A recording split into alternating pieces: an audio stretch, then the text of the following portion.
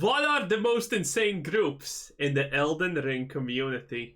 What if I told you that according to some goobers, the higher your level, the more skilled you're supposed to be? In general, that's actually true. If you're a higher level, that means you're playing the game more, in general. Now, in this case, it's pretty obviously meant to be an insult, but in general, this is true the vast majority of times, though.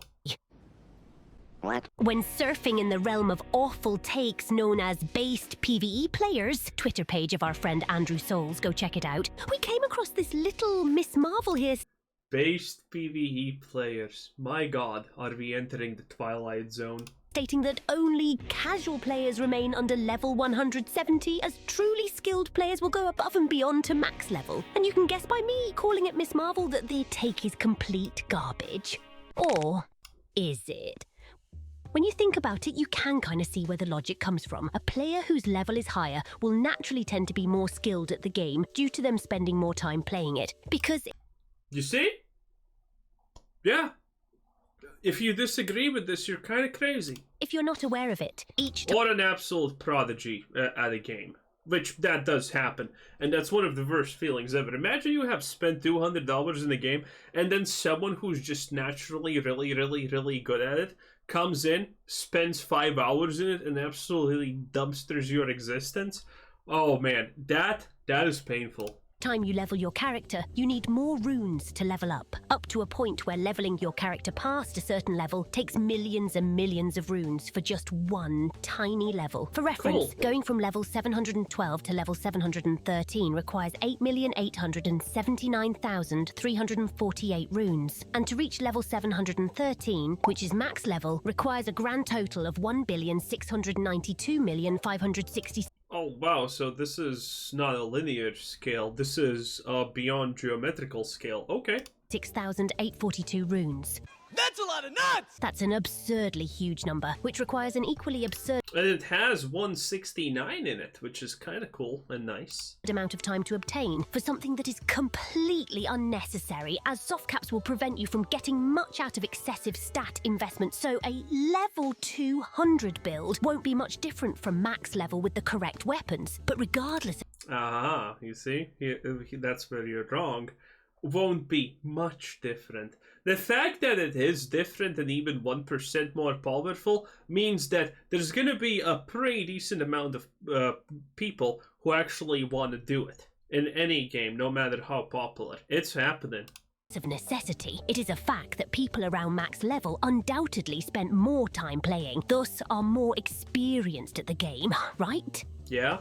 Well, not necessarily. Save editors for console and cheat engine for PC can help you reach max level merely by editing a few parameters with a program. Just one click and you'll have 99 Okay, that doesn't obviously count. of every stat in under a few minutes. I mean, how do you think we got to max level for this video? By fusing ourselves to the chair until we reached it? But as you may guess, big numbers do not equate to good players. Because as you are going to see in the rest of the video, it is safe to say that max level players are some of the worst skilled players we've ever come across. Ah, that is so true. This is the max level player paradox. Because a lot of people are not good, okay? And there's examples of this in every game. The average player is not really that good on average. Like, let's be completely real, okay? Let's use World of Warcraft Classic Season of Discovery. Okay? I was playing a Shaman. Not playing it currently now, but I raided Gnome Ring. And my parses were 70 and 80. My best piece of gear was a green axe for 10 gold from the auction house with this mantle on it. I know. Very proficient. But I parsed 70.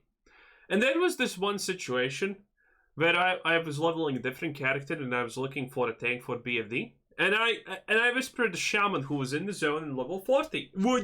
Do you want a tank BFD maybe? I was spamming that message to anyone who could tank, right? And one of these persons answered, and it was a shaman. And he literally told me, why would I Abyss Kid, level 40, Max Shaman, wanna thank BFD for you. And obviously that is hilariously bad of a response. Completely egotistic, centric, and self-inflammatory. So I did the only thing that I could do, because, well, when you see a stinker, you know you see a stinker. So I looked up his logs, and he actually had Biscuit. Not even joking. The guy actually was decked out to the wazoo. He only did not have the best weapon. Okay, that's the only thing. But he still had everything else, the best, and it was the second best weapon. And that MFer was parsing less than me. He was parsing 50. There are people in games who wanna be really, really good at them, but they can't. So they put in effort. And that's how you get a situation like, for example, in Elden Ring, Dark Souls, Lost Ark, and all of those games, where people are gonna put excessive amounts of game time, credit card time, and all of that stuff to just buy everything that gives them an advantage. But since they are not actually good players, they can't compete with people who are way below them technically on the scale. And they have gotten a surmountable advantage. You know, it is noticeable. And yet they're the average players, so the moment they encounter just someone who is even remotely good at pressing buttons, they just completely collapse. And that is the max level paradox. Which is pretty ironic when you think about it. Gamers like to say how invading people in low levels is akin to reaching for low-hanging fruit, as you're merely invading noobs. But it's fun. Yet max level players are not making any justice to their argument. It's downright mind-boggling how, even after investing countless hours into the game, they remain alarmingly dog-water at it. No. Sometimes even worse than people found in low-level brackets. Yes, this is called smurfing, by the way, to a degree. And smurfing is not done by competitive players. Smurfing is typically done by average players. Because believe it or not, there is a huge difference, for example, when you're gold in League of Legends, or even, by the way, silver, to an iron player. There's a gap wider than the goddamn Grand Canyon, okay? Of course, there's nothing wrong with being bad at the game despite your high level, as it is just a game, but golly gee, I tell you, it makes for some... Now, that is completely correct. There is nothing bad at being bad at the game. It's just a game.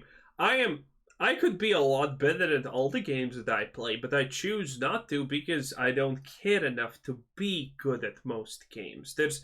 I just don't care. But there are people who try really, really hard and can't succeed, and they want to be good at these games. Hilarious moments.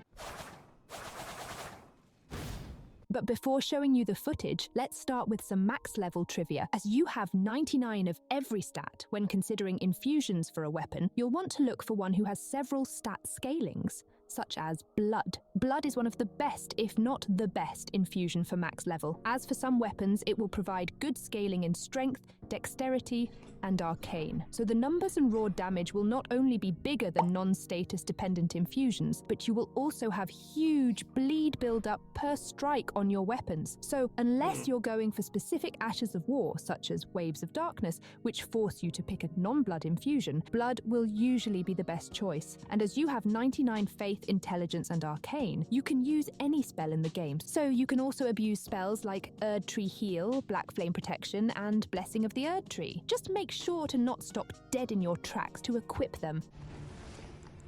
I get it big. I really can't use summons. That's crazy. If you're wondering what this footage is, it's an old video of waifus which showcases a very salty PvE player who will remain anonymous for safety reasons, trying out the Colosseum for the first time when it was released. We'll see snippets of it through the video as we believe it perfectly encapsulates the average max level player into one single God, this also actually annoys me to a huge degree. It's when a game has PvE and PvP, and people think that they are interchangeable. If you're really good at PvP, you're gonna be good at PvE, or if you're good at the PvE, you're gonna be good at PvP. No, it doesn't work like that. It does not work at all like that. Though a PvP player most likely will be more good at PvE than vice versa. But yeah, it's not even close to like that. So you have these people who think they're really good for playing a single player game with checkpoints where you can't lose. And then they go into PvP and they can't do their goofball strategies, and then they just get mad. Very angry specimen, showcasing depressing incompetence levels that should not be part of a player that supposedly played the game for countless hours. It's a lot easier if Galaxy would show that up. And speaking of incompetence, do you see how he mindlessly taps L2 whenever anything is in range of his character's onion scent? That's not unique to him. It would seem that many people in this bracket suffer from Elden Ring PvE syndrome of spamming L2 at anything that moves. The game spoils you to play this way though, due to giving the player access to its many broken ashes of war. So, can we really blame them for trying in PvP? What works in PvE? What we can blame them for, though, is lacking common sense. If it didn't work the first time, it's not going to work a second, third, or fourth time. I mean, if it doesn't work the first time, maybe you're not just putting enough dedication in it. Who honestly knows, right? One would think that common sense is a trait found in people experienced in a particular task, but it seems to be much more scarce than we thought. Some people may have cheated their way into max level, and if they lack skill or common sense, it's understandable, but some people actively advertise their character level and new game plus run and still play like this.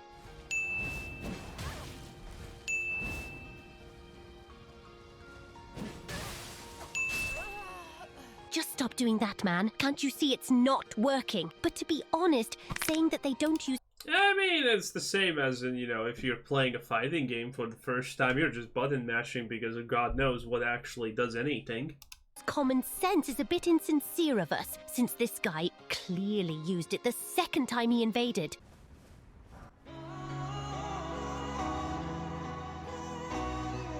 The amount of L2 spam we've encountered is astonishing. It's almost as if they were glued to the L2 button. Makes me think that most of them simply cheated their way into max level.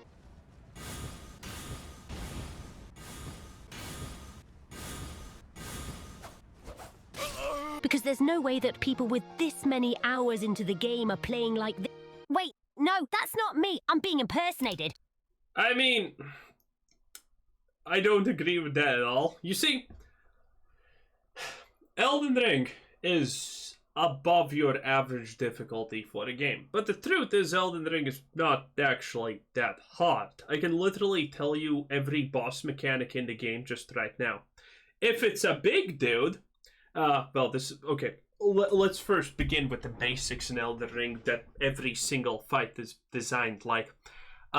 If the boss doesn't intentionally get away from you, this is what's gonna happen. They're gonna look at you, you're gonna get to 2 or 3 hits, and then there's gonna be like a 3-swing combo coming at your direction.